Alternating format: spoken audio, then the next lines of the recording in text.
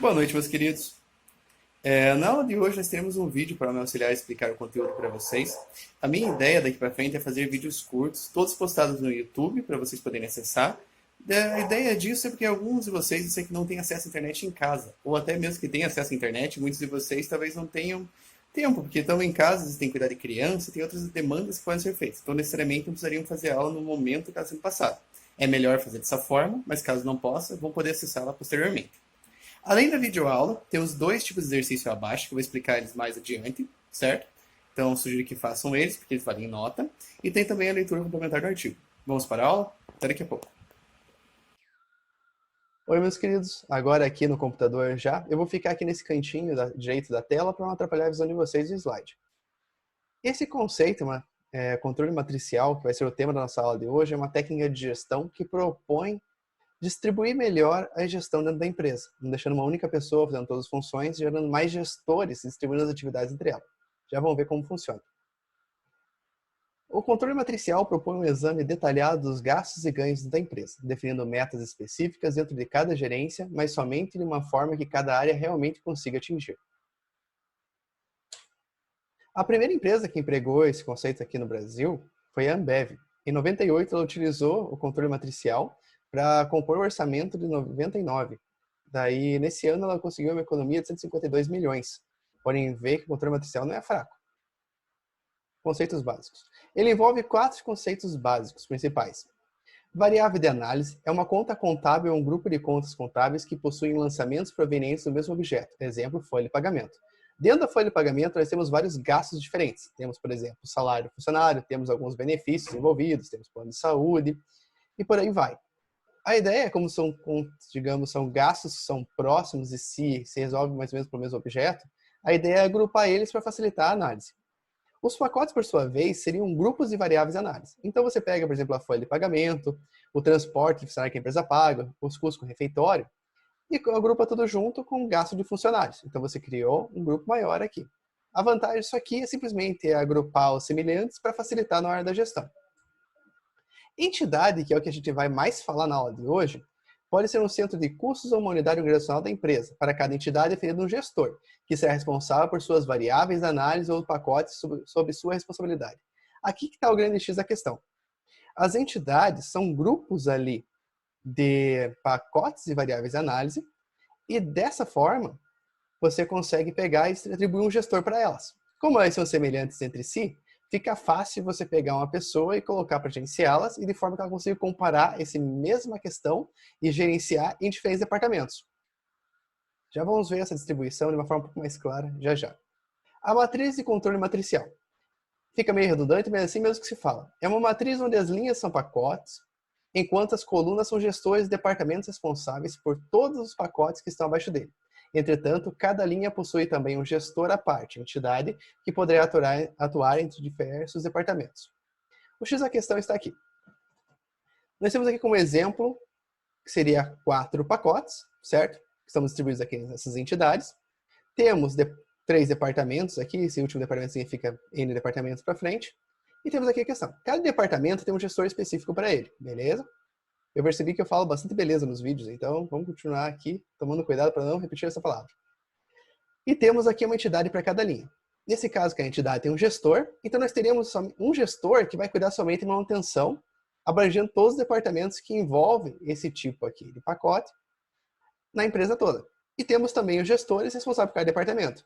Quando tiver que ser tomada alguma decisão envolvendo, por exemplo, manutenção, vai ter esse gestor aqui que vai estar envolvido e o gestor do respectivo departamento. Se fosse somente o gestor do departamento que estivesse envolvido, ele pode ter uma visão enviesada, pode tomar algumas decisões erradas e pode ter uma noção que não é do todo. Por exemplo, já o gestor da entidade, ele entende a manutenção em todas as partes da empresa. Dessa forma, ele conhece um benchmark interno de tudo que acontece em cada departamento envolvendo manutenção. Ele pode ajudar de uma forma melhor que o próprio gestor desse departamento poderia ajudar aqui nesse pequeno pacote.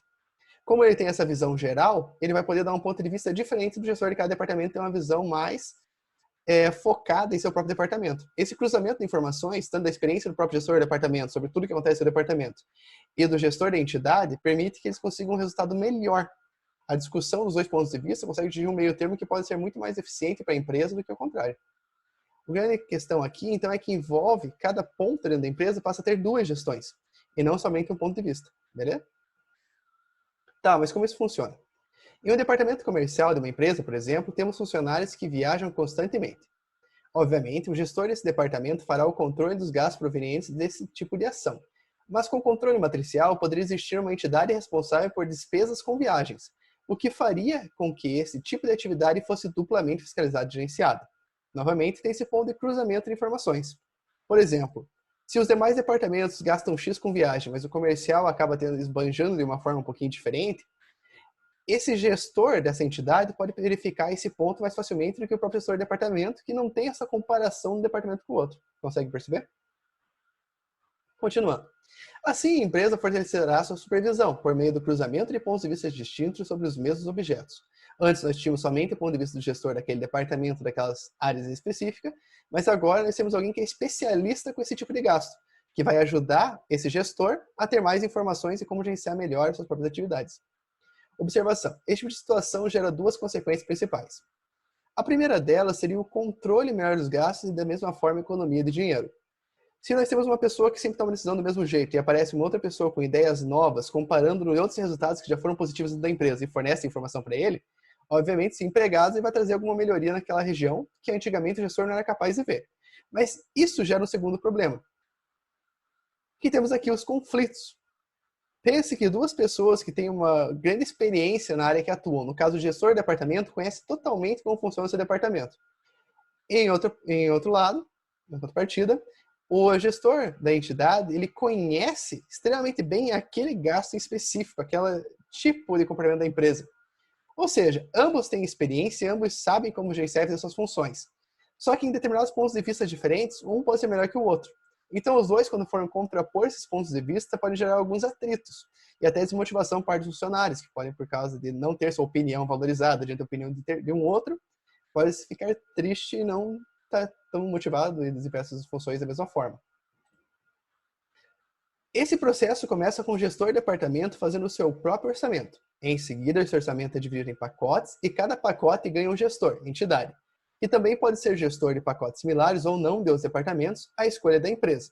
Então, primeiramente, um departamento, geralmente o departamento vai pegar e vai fazer seu orçamento, e com isso ele vai dividir em grupos de gasto. E com isso, pode ser criados gestores individuais para esses grupos de gasto, de acordo com a necessidade da própria empresa. Observação. Algumas áreas das empresas já possuem um controle duplo, sendo feito tanto pelos departamentos que fazem o seu uso, quanto pelos outros que são responsáveis por áreas específicas que estão entrelaçadas com os demais. Exemplo, departamentos de recursos humanos, nós temos funcionários trabalhando em praticamente todos os departamentos de todas as empresas. Dessa forma, o departamento de recursos humanos faz já uma gestão cruzada com esses departamentos, assim como compras e logística, que também estão entrelaçados em muitos departamentos aí pelo mundo. Perfeito? Então isso aqui já existe nas empresas. O que essa metodologia propõe é ampliar ainda mais a distribuição da gestão. Observação, aqui no caso 2. O controle matricial é visivelmente caro e exige muito empenho da empresa em sua execução. O sucesso em sua adoção e sua permanência dependerá muito dos resultados alcançados.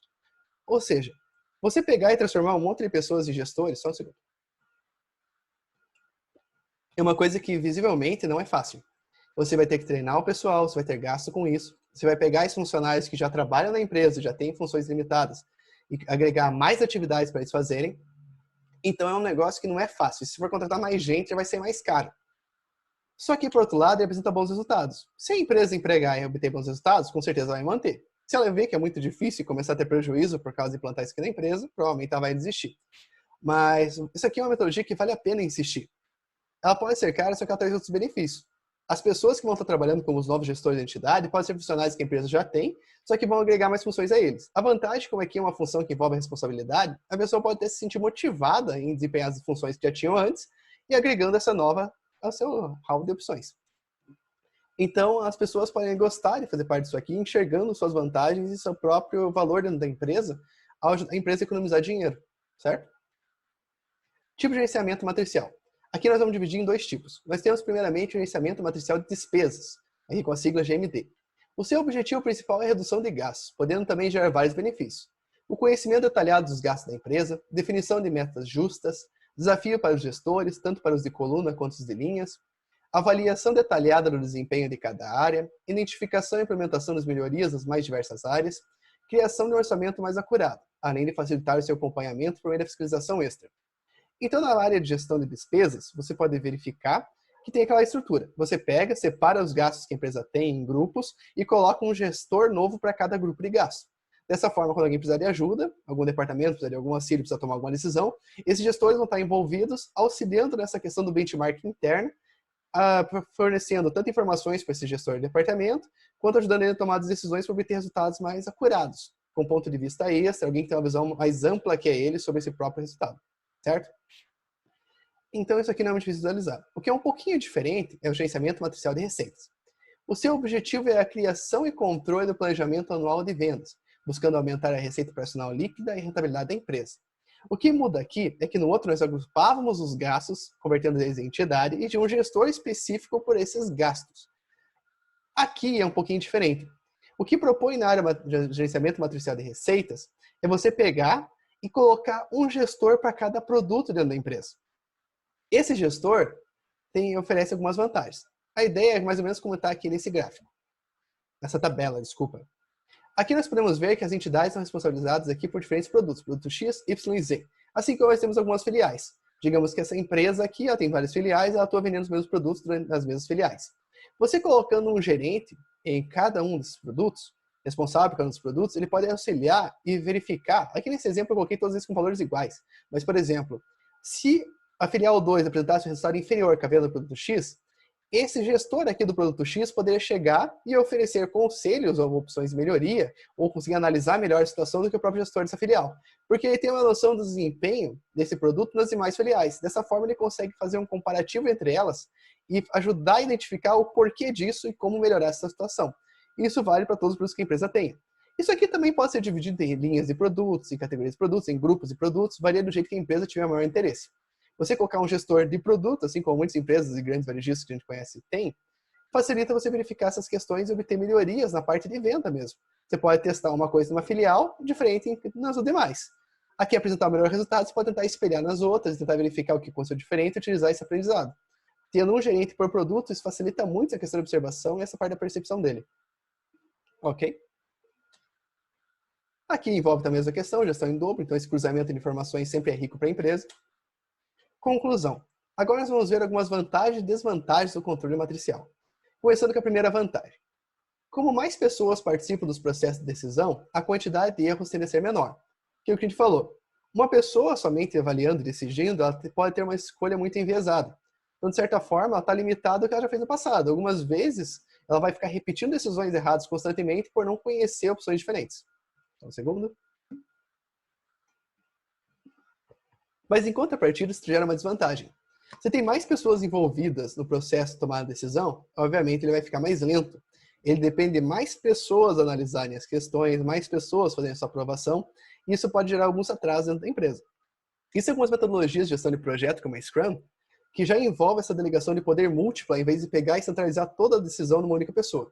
Com mais pessoas tomando mais decisões, o processo fica um pouco mais dinâmico, acontece um pouco essa questão do atraso, mas em geral as pessoas se sentem mais importantes. Isso valoriza e melhora muitos procedimentos. Além de não sobrecarregar de mais uma pessoa que pode cometer alguns erros por causa da sobrecarga. Outra vantagem, permite conhecer o ponto de vista de outras pessoas sobre os mesmos assuntos. Você tendo uma pessoa especialista em cada coisa, digamos um em um departamento e outro se multiplicasse em específico um determinado produto, você tendo essa conversa entre as duas pessoas, você pode enxergar e conseguir encontrar pontos centrais que facilitem a vida dos dois e conseguir achar melhores soluções. Isso para a empresa pode ser muito vantajoso. Aquela outra questão que já comentamos antes, pode gerar conflitos. Nenhuma pessoa que já conhece muito sobre a área gosta de ser contestado sobre ela. Mas essa estrutura ela propicia isso logo de cara. Você vai pegar uma pessoa que conhece muito de um segmento específico e outra pessoa que conhece muito de outro, mas que ambos se cruzam no meio.